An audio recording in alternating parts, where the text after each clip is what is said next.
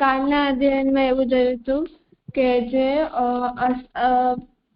ઉત્પત્તિ નહીં પણ આવિર્ભાવ અને અસત કાર્યવાદની ઉત્પત્તિ આ બે વસ્તુ જોઈ હતી.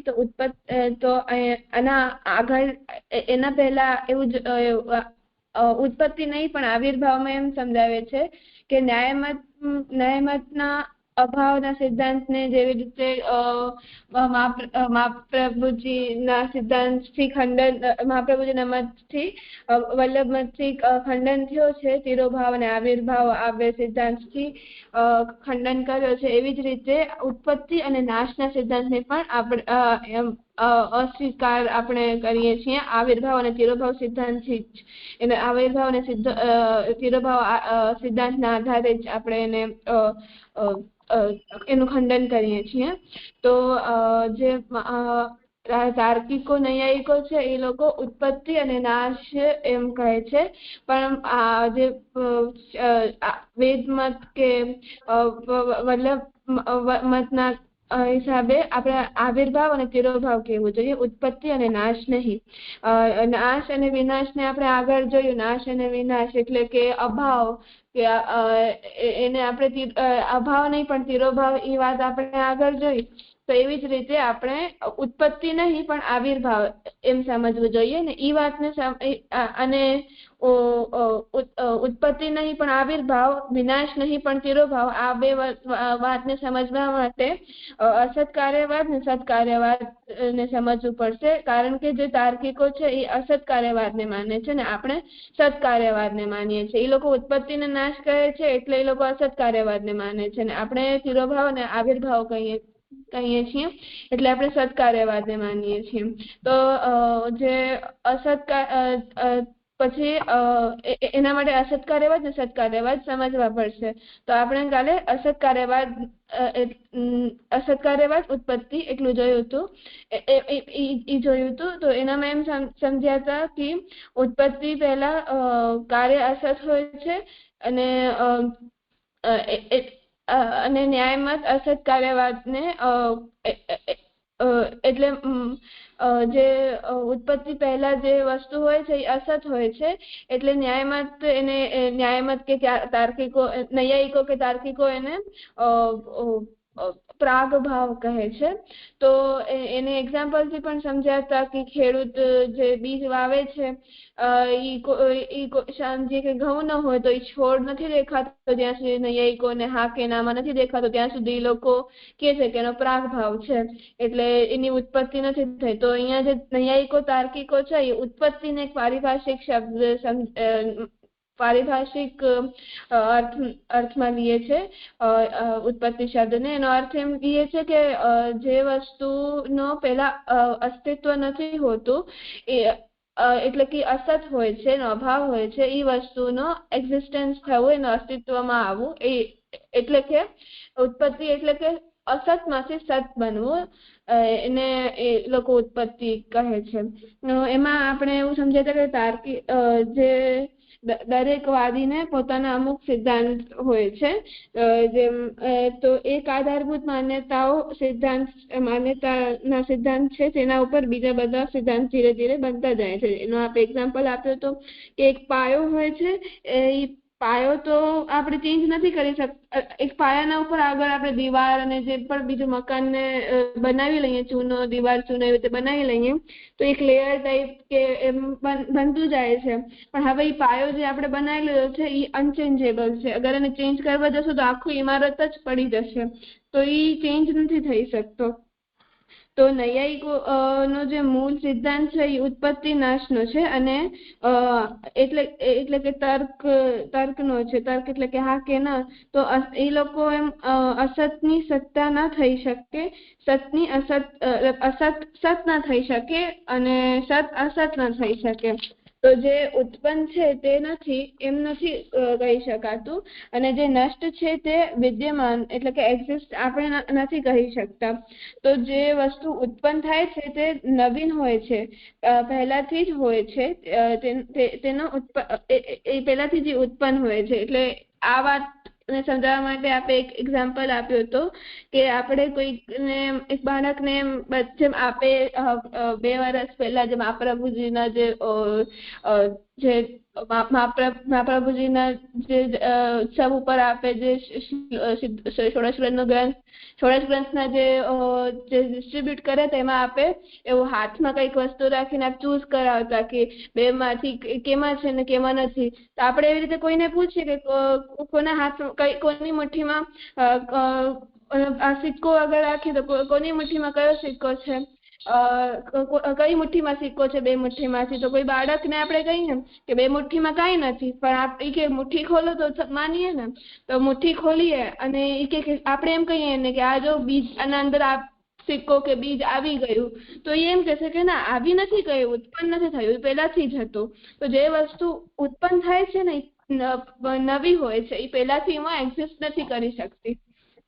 તો ઉત્પન્ન થયેલી વસ્તુ એટલે જે ન હોતું તેનું અસ્તિત્વમાં આવવું, જે ન હોય તે જ અસ્તિત્વમાં આવી શકે. જે પહેલાથી જ હોય તે અસ્તિત્વમાં ના આવી શકે, ઉત્પન્ન ન થાય.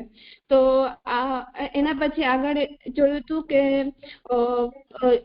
આપણે કોઈકના ઘરે જઈએ અને આપણે ઘણા બધા વર્ષો પછી કોઈકના ઘરે જઈએ અને એના ઘરે આપણે કોઈક એના માટે નહીં પણ આપણા માટે કોઈક નવી વસ્તુ લાગી, આપણે એને જોઈ કે કેટલી બહુ મસ્ત લાગે છે, બહુ નવી વસ્તુ છે. આપણે એમ કહીએ ને કે ક્યારે લીધી, એવું આપણે એને પૂછીએ તો એ કહે કે ના ના આ તો બહુ જ જૂની છે, અમે તો વર્ષો પછી અને તો વર્ષો થઈ ગયા. તો એ જે વસ્તુ છે એ જે ઘરનો માલિક છે એના માટે તો જૂની છે, પણ આપણા માટે નવી છે. તો કોઈ વસ્તુ હોય તો તે ઉત્પન્ન થાય, તેને આપણે એમ બોલી ના શકીએ કે એટલે કે કોઈ વસ્તુ પહેલાથી જ એક્ઝિસ્ટ કરતી હોય તો એ ઉત્પન્ન ન થઈ શકે, એને આપણે એમ ન કહી શકીએ કે ઉત્પન્ન થઈ છે. એટલે તે વસ્તુનો પહેલા પ્રાગભાવ થઈ ગયું હોય છે. તો એટલે જે વસ્તુની એક્ઝિસ્ટન્સ એટલે અહીંયા જે ઉત્પન્ન શબ્દ છે, જે કોઈ વસ્તુની ઉત્પત્તિ આપણે માનવી હોય, કોઈ વસ્તુ ઉત્પન્ન થઈ તો એના માટે આપણે એમ માનવું જ પડશે કે એ વસ્તુ પહેલા ન હતી, એનો પ્રાગભાવ હતો. તો એટલે કે કમ્પ્લીટ એક્ઝિસ્ટન્સ હતો. તો અગર આપણે જો નૈયાયિકો તાર્કિકોની આ વાતને સમજવી હોય તો આપણે આમ બોલવું પડશે કે આપણે આમ માનવું પડશે કે એ વસ્તુ પહેલા એક વસ્તુનો પહેલા કમ્પ્લીટ એબ્સન્સ હતો. ભલે આપણે માનતા હોઈએ કે ન માનતા હોઈએ, એમની વાતને સમજવા માટે. તો ઉત્પત્તિ પહેલા આપણે કોઈ વસ્તુનો પણ આપણે આ વાતને નથી માનતા. એના કારણ એ છે કે કારણ કે ઉત્પત્તિ પહેલા આપણે કોઈ વસ્તુની કોઈક પ્રકારની સત્તા વિચારી શકીએ છીએ, તેથી ત્યાં પ્રાગભાવ કમ્પ્લીટ એક્ઝિસ્ટન્સ ન હોય. તેનો ઉત્પત્તિ પહેલા તો અસ્તિત્વ હોય, તેથી આપણે આ વાત નથી માનતા. એનું એક્ઝામ્પલ એવું જોયું હતું કે કોઈ સિઝનલ ફ્રૂટ આપણે જોઈએ કે આંબો સિઝનલ ફ્રૂટ છે, તો ઝાડ ઉપર આપણે એમ કહી શકીએ કે આ આંબાનું ઝાડ છે. એટલે આપણે ઘઉંનો બીજ વાવ્યું તો આપણે પહેલાથી જ જ્યાં સુધી છોડ નથી ઉગ્યો એના પહેલાથી જ આપણે કહેશું કે આનામાં ઘઉંનો જે છોડ છે એ ઉગશે. તો ઉત્પત્તિ પહેલા એની એક્ઝિસ્ટન્સ થઈ કે હા કે આનામાં આ ઉગશે, કેમ કે આપણે બોલી શક્યા છીએ કે આનામાં ઉગશે. જેમ સિઝનલ ફ્રૂટનો આપણે એક્ઝામ્પલ આપ્યો હતો કે હમણાં ઝાડ ઉપર આંબો છે એ ગરમીના સિઝનમાં આવે, તો હમણાં ઠંડીના કે વરસાદના સિઝનમાં આપણે જોઈએ તો એ આપણને આંબો દેખાય નહીં, પણ એટલે કે ફ્રૂટ્સ ના હોય તો આપણે એમ કહીએ છીએ કે ત્યાં હમણાં એ ફ્રૂટ નથી, એટલે કે હમણાં નથી, એટલે પહેલા એક્ઝિસ્ટ કરતો હતો. એટલે ઉત્પત્તિ પહેલા એની એક્ઝિસ્ટન્સ હતી. તો આ વસ્તુ ઉત્પત્તિ પહેલા કોઈક વસ્તુની એક્ઝિસ્ટન્સ હોય તો એ તો જે નૈયાયિકોએ જે ઉત્પન્ન શબ્દની જે ડેફિનેશન આપી છે એ તો ખોટી થઈ જશે. તો એટલે કે એ વસ્તુ સત થઈ જશે, કોઈ વસ્તુનું અસ્તિત્વ હોવું એ તો સત થઈ ગયું, પણ નૈયાયિકો તો એમ કહે છે કે અસતમાંથી સત બન્યું છે. તો એટલે આપણે આ જે અસતમાંથી સત બને છે, અસત કાર્યવાદ, એ આપણે નથી માનતા. તો જે વસ્તુ હમણાં પોતાના નામ રૂપમાં છે, પ્રકટ નથી, તે પોતાના નામ અને રૂપથી પ્રકટ થઈ જાય તેને આવિર્ભાવ કહીએ છીએ. અને પછી અસત કાર્યવાદ અને સત કાર્યવાદ એ બે ટર્મ સમજ્યા હતા. તો વસ્તુની સત્તાનો નૂતન આરંભ એટલે ઉત્પત્તિ. આ વાત નૈયાયિકો તાર્કિકોની છે. તેઓ અસત કાર્યવાદને માને છે. એટલે ઉત્પત્તિ પહેલા કાર્યનું અસ્તિત્વ હોય, ઉત્પત્તિ પહેલા કાર્યનું અસ્તિત્વ ન હોવું એટલે પ્રાગ ભાવ. અને સત્કાર્યવાદ કહે છે કે ઉત્પત્તિ પહેલા તે વસ્તુ કારણના રૂપમાં હતી, હવે એ કાર્યના રૂપમાં થઈ ગઈ છે, જેને તાર્કિકો નૈયાયિકો ઉત્પત્તિ કહે છે. અને આપણે તેને આવિર્ભાવ કહીએ છીએ. જે મને એમ સમજાયું હતું. ઠીક છે. બસ કેવલ આમાં એટલું જ છે કે સત્કાર્યવાદના મતમાં ઉત્પત્તિ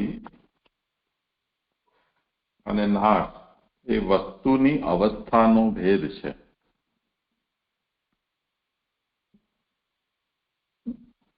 એટલે જે વસ્તુ ઉત્પન્ન નથી એ અત્યારે કારણ અવસ્થામાં છે. ઉત્પન્ન થઈ ગયેલી વસ્તુ કાર્યાવસ્થામાં છે. જેમ આપણને કોઈ વ્યક્તિ મળે અને આપણને એમ કહે કે ઓ એટલા મોટા થઈ ગયા,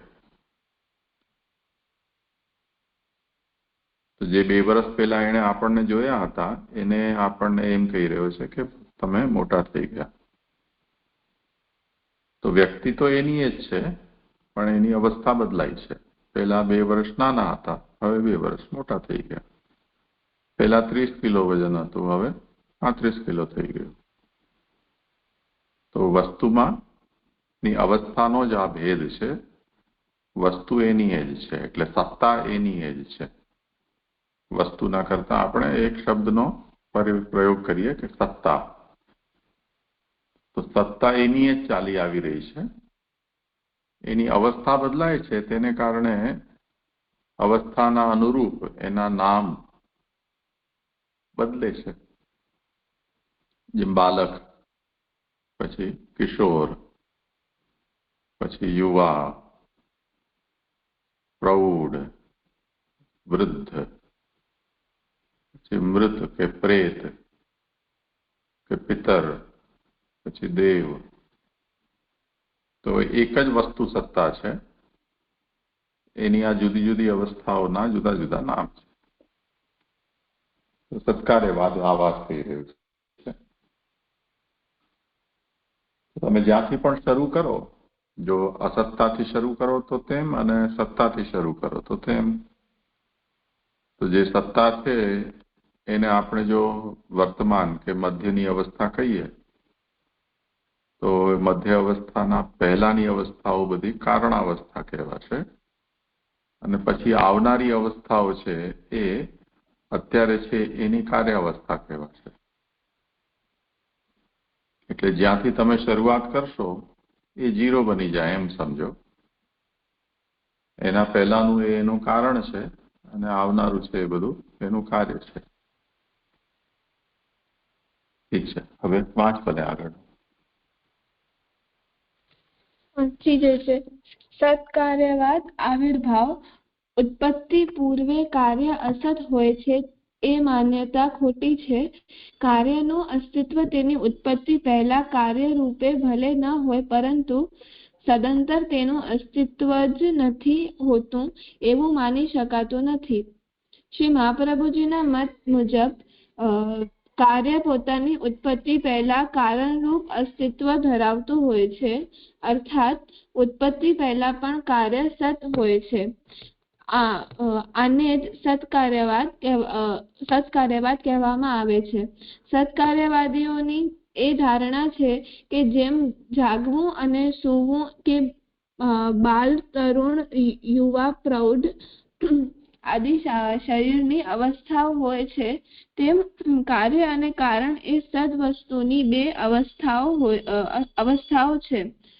સુષુપ્તિની અવસ્થામાં શરીર નિષ્ક્રિય બની જતું હોય છે, જ્યારે જાગૃત અવસ્થામાં સક્રિય. તે જ પ્રમાણે ઉત્પત્તિ પૂર્વે કાર્ય કારણ અવસ્થા રૂપે રહેતું હોવાથી તેનો અનુભવ સક્રિય કાર્ય રૂપે નથી થઈ શકતો. કાર્ય પરંતુ જ્યારે પ્રકટ થાય છે ત્યારે તેનો અનુભવ થઈ શકે છે. દાખલા તરીકે માખણ કાર્ય છે અને છાશ કારણ છે. છાશમાં માખણ રહેલું હોય જ છે, તેથી જ વલોવવાથી તે પ્રકટ થતું હોય છે. છાશમાં જો માખણનો અભાવ હોત તો ગમે તેટલું વલોવવા છતાં માખણ નીકળી ન શકત. આ જ પ્રમાણે તલ અને તેલ, બીજ અને વૃક્ષ વગેરે કાર્ય કારણ ભાવના બધા જ ઉદાહરણોમાં સત્કાર્યવાદનો એ નિયમ સમજી લેવો જોઈએ કે દરેક કાર્ય ઉત્પન્ન થતા પહેલા કારણ રૂપે અસ્તિત્વ ધરાવતું જ હોય છે. પાણીને ગમે તેટલું વલોવવામાં આવે તો પણ માખણ નીકળતું નથી હોતું, કારણ કે તેમાં માખણ છે જ નહીં, જેનું અસ્તિત્વ જ નથી હોતું. અર્થાત જે અસત છે તેની ઉત્પત્તિ થઈ જ નથી શકતી. અહીં અસત કાર્યવાદીઓને પ્રશ્ન કરી શકાય છે કે વાવણી વખતે ખેતરની તે જગ્યા પર જેમ છોડનો અભાવ હોય છે અથવા છોડ અસત હોય છે, તેમ બીજ, માટી, ખાતર કે પાણીને છોડીને ઘોડા, ગધેડા, ઊંટ વગેરે બધી જ વસ્તુ તથા વ્યક્તિનો પણ અભાવ હોય જ છે. આટલી બધી વસ્તુઓનો અભાવ હોવા છતાં બીજમાંથી છોડ જ પ્રકટ થાય છે. એ જ સત્કાર્યવાદના એ સિદ્ધાંતને સાબિત કરે છે કે કાર્ય તેની ઉત્પત્તિ પહેલા કારણરૂપ અસ્તિત્વ ધરાવે જ છે. આ સિદ્ધાંતના સ્થાપિત થવાથી નૈયાયિકોનો ઉત્પત્તિનો સિદ્ધાંત પણ અમાન્ય ઠરે છે. મને આમ એમ સમજાયું કે જે આપણે હમણાં સમજાવ્યું કે ઉત્પત્તિના પહેલા જે આપણી અવસ્થા હોય છે એ કારણ રૂપમાં હોય છે, ને જે ઉત્પત્તિ થઈ જાય છે એના પછી આપણી જે અવસ્થા હોય છે એ કાર્ય રૂપમાં હોય છે. એટલે આમાં એક્ઝામ્પલ આપેલું છે કે છાશનો, કે છાશના માખણનો એક્ઝામ્પલ આપ્યું છે. અગર આપણે માખણને કાર્યરૂપ માનીએ તો તો છાશને આપણે કારણ રૂપ માનીએ છીએ. છાશના અંદર માખણ છે જ, એટલે આપણે એને વલોવીએ છીએ તો એનામાંથી માખણ નીકળે છે. અગર એ જ પ્રોસેસ આપણે પાણીમાં કરશું તો એમાં આપણે કંઈ પણ મળશે નહીં, પાણીનું પાણી જ રહેશે. તો અહીંયા પણ એ જ વસ્તુ સમજાવે છે કે જે આપણે જે અવસ્થા પણ હોઈએ એને આપણી જે સ્ટેટ છે હમણાં એને 0 માની લેવી જોઈએ, કે આપણે હમણાં 0 ઉપર છીએ. તો આપણા પહેલા શું હતું, એટલે હમણાં અગર આપણે યુવા અવસ્થામાં હોઈએ તો આપણા પહેલાની જે અવસ્થા છે તો એ અવસ્થા કારણરૂપ બની જશે, અને હમણાંની જે આપણી અવસ્થા છે એ આપણી કાર્યરૂપ બની જશે. અને પછી અહીંયા એક તાર્કિકો ન્યાયિકોને એક પ્રશ્ન કરવામાં આવે છે કે જે આપણે અહીંયા જે લોકોએ અહીંયા એક એક્ઝામ્પલ આપ્યું છે અસત કાર્યવાદને સમજાવવા માટે, કે જે બીજ છે એને આપણે વાવીએ તો હમણાં તો એ છોડનો નોન એક્ઝિસ્ટન્સ છે, એ અસત છે, એવી રીતે અસત કાર્યવાદ કહે છે. પણ અહીંયા સત્કાર્યવાદ એમને એવું પ્રશ્ન પૂછે છે કે અગર બીજ વાવો છો તો ત્યાં ખાલી છોડનો એક્ઝિસ્ટન્સ નથી, એ અમે માન્યું, પણ ત્યાં જે માટી અને પાણીના અલાવા ત્યાં જે ઘોડો છે, માણસ છે, કે કોઈ બીજી બધી વસ્તુઓનો બી એક્ઝિસ્ટન્સ ત્યાં નથી થતું, ત્યાં એની સત્તા નથી. તો એનું કેમ તમે એનું પણ અભાવ છે ત્યાં, તો એ વાત તમે કેમ નથી કહેતા? તમે સ્પેસિફિક છોડની જ વાત શું કામ કહો છો? કેમ કે તો એવી રીતે એનો આ જે વાત છે અસત્કાર્યવાદ સત્કાર્યવાદના સિદ્ધાંતથી ખંડન થાય છે. તો સત્કાર્યવાદ એમ કહે છે કે તમે લોકોએ બીજ વાવ્યો છે તો તમને ખબર છે કે જે છોડ છે, જે બીજ છે એના અંદર એના એટલે ઈ જ્યારે ફર્ટિલાઇઝ થશે એના પછી જ ઈ છોડ રૂપમાં કન્વર્ટ થશે. તો એની જે છોડની સત્તા પહેલાથી જ છે, બસ ઈ પેલા બીજના કારણ રૂપમાં છે. જે બીજ છે ઈ છોડનો કારણ રૂપ છે, ઈ જ છોડ બનીને એનો કાર્યરૂપ બને છે. તો આ રીતે અસત્કાર્યવાદ ઉત્પત્તિ જે આ સિદ્ધાંત છે એનો સત્કાર્યવાદ આવિર્ભાવના સિદ્ધાંતથી ખંડન થાય છે, એવું હું સમજી. હા, ઠીક છે. હમણાં આપણે જોયું એ જ વિષય છે. તે જે આગળ કરું. ઉત્પત્તિવાદીઓનું માનવું હતું કે જે વસ્તુનું સદંતર અસ્તિત્વ ન હોય તેવી વસ્તુનું અસ્તિત્વમાં આવવું તેને ઉત્પત્તિ કહેવામાં આવે છે. સત્કાર્યવાદને સમજ્યા બાદ હવે આપણે કહી શકીએ છીએ કે જેનું અસ્તિત્વ જ ન હોય તે અસ્તિત્વમાં આવી જ નથી શકતું. આથી જ વાલ્લભ મત માને છે કે વસ્તુની ઉત્પત્તિ નથી થતી પણ આવિર્ભાવ થાય છે. આવિર્ભાવ એટલે કારણ એટલે કે બીજ અવસ્થામાં રહેલી વસ્તુનું કાર્ય એટલે કે વૃક્ષ અવસ્થામાં કાર્ય અવસ્થામાં આવવું. આવિર્ભાવ એ બ્રહ્મની એક શક્તિ છે. આ શક્તિ દ્વારા બ્રહ્મ અપ્રકટ રીતે રહેલને પ્રકટ કરે છે, સૂક્ષ્મને સ્થૂળ બનાવે છે, નિષ્ક્રિયને સક્રિય બનાવે છે. તો સૂક્ષ્મ કે નિષ્ક્રિય રૂપે વિદ્યમાન વસ્તુ સ્થૂળ કે સક્રિય રૂપમાં ઉત્પન્ન ન થઈ શકે તો કોઈ પણ કાર્ય ઉત્પન્ન જ કેમ થઈ શકે? આથી જે છે તે જ માત્ર પ્રકટ જ થાય છે. આવિર્ભૂત જે છે તે માત્ર પ્રકટ જ થાય છે, આવિર્ભૂત જ થાય છે. જે મને આમ એમ સમજાયું કે જે હવે આગળ એમ સમજાય છે કે ઉત્પત્તિવાદીઓ છે ઈ વસ્તુની સત્તાને નથી માનતા, પણ આપણે માનીએ છીએ. સત્કાર્યવાદ સમજાવ્યું એના પછી જે વસ્તુની જે સત્તા છે એ વસ્તુ અગર ન હોય તો એની સત્તા નથી હોઈ શકતી. જેમ પાણીના અંદર માખણ નથી એટલે એને વલોવવાથી એમાંથી માખણ નથી નીકળતું. તો જે આવિર્ભાવ છે એ બ્રહ્મની એક શક્તિ છે અને એ શક્તિ દ્વારા બ્રહ્મ જે પણ કાર્યરૂપ વસ્તુ છે એને કારણ રૂપમાં કન્વર્ટ કરે છે. કોઈ એનું એક્ઝામ્પલ અહીંયા દીધું છે કે બીજમાંથી વૃક્ષ બને છે અને બીજા એક્ઝામ્પલ પણ બીજું પણ એમાં કહ્યું છે કે જે સૂક્ષ્મથી સ્થૂળમાં બને છે, જે નિષ્ક્રિય છે એટલે કે જે અચેતન છે એ સક્રિયમાં બને છે. એવું સમજાયું.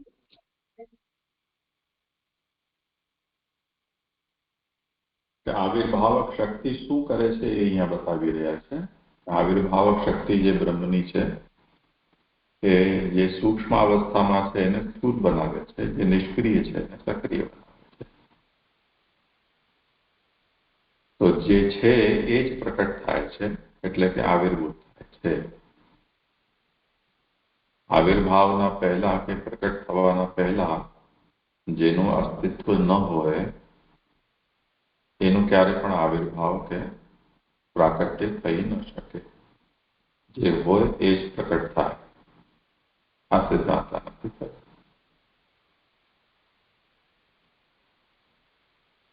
ઠીક છે. ધીરે છે અહીંયા સૂક્ષ્મમાંથી સ્થૂળ અને એનો મતલબ શું થાય? મને એમ છે કે આગળ એ વિષય આવવો જોઈએ. નહીં આવે તો હું કહી દઈશ, પ્રશ્ન ધ્યાનમાં રાખજો. ધીરે છે આગળ કરું. બ્રહ્મ સચ્ચિદાનંદ એટલે કે સત પ્લસ ચિત પ્લસ આનંદ છે. સૃષ્ટિનું સર્જન કરવાની ઈચ્છા જ્યારે બ્રહ્મને થાય છે ત્યારે કરોડીઓ જેમ પોતાની લાળમાંથી જાડું બનાવીને તેમાં રહેતો હોય છે, તેમ બ્રહ્મ પોતાના સત અને ચિત ગુણધર્મોથી જ આ જળ જીવાત્મક સૃષ્ટિનું સર્જન કરીને તેમાં ક્રીડા કરે છે. આને સૃષ્ટિનો આવિર્ભાવ કહેવામાં આવે છે. અને જ્યારે બ્રહ્મ સૃષ્ટિને સંકેલી લેવાની ઈચ્છા કરે છે ત્યારે કરોડીઓ જેમ લાળને પોતાની અંદર ખેંચી લઈને ઉપર ચડી જતો હોય છે, અથવા તો કાચબો જેમ પોતાના હાથ, પગ, માથું વગેરે અંગોને પોતાના શરીરના અંદર સમાવી લેતો હોય છે, તેમ બ્રહ્મ સંપૂર્ણ જગતનો વિલય પોતાની અંદર જ કરી લે છે. આને જગતનો તિરોભાવ કહેવામાં આવે છે. જગતના આવિર્ભાવ તિરોભાવની પ્રક્રિયા દિવસ રાતની માફક અનવરત ચાલતી જ રહેતી હોય છે. આનાથી એ સ્પષ્ટ થઈ જાય છે કે જગતની ઉત્પત્તિ એટલે કે આવિર્ભાવ પહેલા પણ જગતનું અસ્તિત્વ તેની કારણાવસ્થાને રૂપે અર્થાત બ્રહ્મના સદગુણ ધર્મ તરીકે હોય જ છે. ફરી જગતનો આવિર્ભાવ થતો જ રહેતો હોય છે. તેથી એ સિદ્ધાંત પણ સ્પષ્ટ થઈ જાય છે કે જગતનો પ્રલય થવા છતાં જગતનો અભાવ થતો નથી, કેવળ તિરોભાવ જ થાય છે. જગત બ્રહ્મનું કાર્ય છે અને બ્રહ્માત્મક છે. આ વાતને સમજ્યા પછી કેટલીક શંકાઓ ઉદ્ભવે છે. એ શંકાઓ નીચે મુજબ છે. મને આમાં એમ સમજાયું કે જેમ સૌથી પહેલા જે પ્રપંચ વિવેકમાં જે પહેલા પાનામાં જ આ વાતને સમજ્યા હતા કે જે બ્રહ્મ છે એ સચ્ચિદાનંદ છે. સત એટલે કે જે સત્તા ધરાવતો હોય એ, ચિત એટલે કે જે ચેતન હોય, તો ચિત્ત જે કોન્શિયસ હોય, જે ચેતન હોય એનામાં સત તો આવી જ જાય. અને આનંદ એટલે કે જે પ્રાઇમરીલી આનંદનો મતલબ થાય છે કે હેપીનેસ, અને આનંદનો મતલબ એમ પણ થાય છે અનંત. તો જે અનંત એટલે કે જે ક્યારે પણ પૂરું ન થાય એવું, તો પૂર્ણ આનંદ.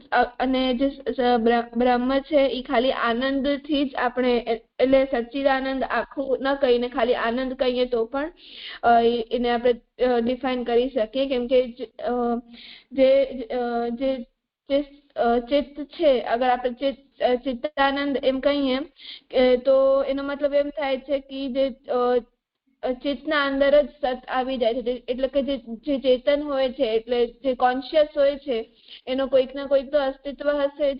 અને આનંદ એટલે કે જે અનંત હશે, જે અનંત જેનો આનંદ છે. તો જે આનંદના અંદર જ સત અને ચિત્ત બંને આવી જાય છે. અને જે બ્રહ્મ છે, જે કેવા છે, બ્રહ્મ તો સચ્ચિદાનંદ છે. અને એમના જે સત અને ચિત્ત ગુણધર્મોથી એ જે સૃષ્ટિ સર્જે છે. અને એટલે બ્રહ્મ જ પોતે પોતાના જે ગુણધર્મોથી સૃષ્ટિ સર્જે છે. એટલે ઈ જગતનો કાર્ય થયો, એટલે કારણ થયો. એટલે જગતના જે કારણ છે એ પોતે બ્રહ્મ જ બન્યા. એટલે જગત ની ઉત્પત્તિ પહેલા તે બ્રહ્મના રૂપમાં હતો, નામ અને રૂપમાં. અને પછી બ્રહ્મ એને જયારે જગત બનાવ્યું ત્યારે જગત ઈ કારણ રૂપમાં થઈ ગયું. પછી જયારે જગત છે એનો લય કરે છે બ્રહ્મને, રચે છે, એમાં લીલા ક્રીડા કરે છે બ્રહ્મ. પછી એમને પ્રલય કરવું હોય છે, પોતાનામાં સમાવવું હોય છે, ત્યારે બ્રહ્મ જગતને પોતામાં સમાવી લે છે. તો ત્યારે જગત કારણ રૂપ બની જાય છે અને બ્રહ્મ કાર્યરૂપ બની જાય છે જગતનો. અને એટલે જગતનો તિરોભાવ થઈ જાય છે. એટલે જયારે બ્રહ્મ જગતને રચે છે ત્યારે એનો આવિર્ભાવ થાય છે. એ બ્રહ્મ પોતે જ જગત બને છે અને એના જે સચ્ચિદાનંદ જે ગુણો છે એનામાંથી કોઈ વસ્તુ ખાલી સત બનાવી હોય તેમાં ચિત્ત અને આનંદ જે ગુણધર્મો છે એનો અલગ સાયલેન્ટ કરી નાખે છે અને સચિત વસ્તુ બનાવી હોય તો એનામાં આનંદ ને સાયલેન્ટ કરી નાખે છે ચેતન વસ્તુ. તો એવી રીતે જગત સૃષ્ટિને રચે છે અને પછી તો એ બ્રહ્મનો આવિર્ભાવ થયો, એમને પ્રકટ કર્યા અને પછી જયારે એ બધું પોતાના અંદર સંકેલી લે છે, સમાવી લે છે, તો એને લય કહીએ છે, તો એને તિરોભાવ કહેવામાં આવે છે કે હવે જે જગતનું નામરૂપ એટલે જે જગત જેને આપણે પેલા જગત કે સૃષ્ટિ એમ કહેતા હતા, હવે એનું નામ અને રૂપ ચેન્જ થઈ ગયો છે, એમ કે એ હવે બ્રહ્મ બની ગયો છે, બ્રહ્મે પોતાના અંદર સમાવી લીધો છે. તો આ વાતને સમજાવવા માટે એક કરોડિયાનો એક્ઝામ્પલ આપ્યો છે ને એક કાચબાનો એક્ઝામ્પલ આપ્યો છે. કરોડિયો એટલે આપણે સ્પાઈડર કહીએ તો કરોડિયો છે એ પોતાના લાળમાંથી પોતાનો ઘર ઝાલો એમ બનાવે છે અને એનામાં રીએ છે અને જયારે એને એની જરૂરિયાત પૂરી થઈ જાય છે ત્યારે એ પોતાના અંદર એ જે ઘર છે પાછું સમાવી અને બીજી જગ્યાએ પોતાનું ઘર બનાવે છે. તો અને જે કાચબો છે એને જયારે જવું હોય છે એટલે ત્યારે એ પોતાના જેનો એનો જે શેલ હોય છે એના અંદરથી પોતાના મોઢા ને હાથ પગ કાઢે છે, એને હાલવું હોય કે ક્યાં તરવું હોય, પણ જયારે બી જાય છે અથવા તો પછી એનો આરામ કરવો હોય છે તો એના હાથ મોઢા બધું એના અંદર નાખી એટલે શરીરના અંદર સમાવી લે છે. તો આવી જ રીતે જે બ્રહ્મ છે એ જગત સૃષ્ટિનો આવિર્ભાવ અને તિરોભાવ રીતે પ્રકટ થાય છે એમ. અને આમાં જગત બ્રહ્મનું કાર્ય છે અને બ્રહ્માત્મક છે. આ વાત સમજાવી અને પછી એમાં આગળ 2-3 શંકાઓ છે, પ્રશ્ન છે એ આગળ કયા છે જે મને એમ સમજાયું. હા, એ પ્રશ્ન તો પછી અલગ વિષય ચાલુ થઈ જાય છે, અત્યારે આપણે એટલું જ કરીએ. ઠીક છે, આમાં તો કઈ હોય પ્રશ્ન તો ઠીક છે, નહીં તો બરોબર છે.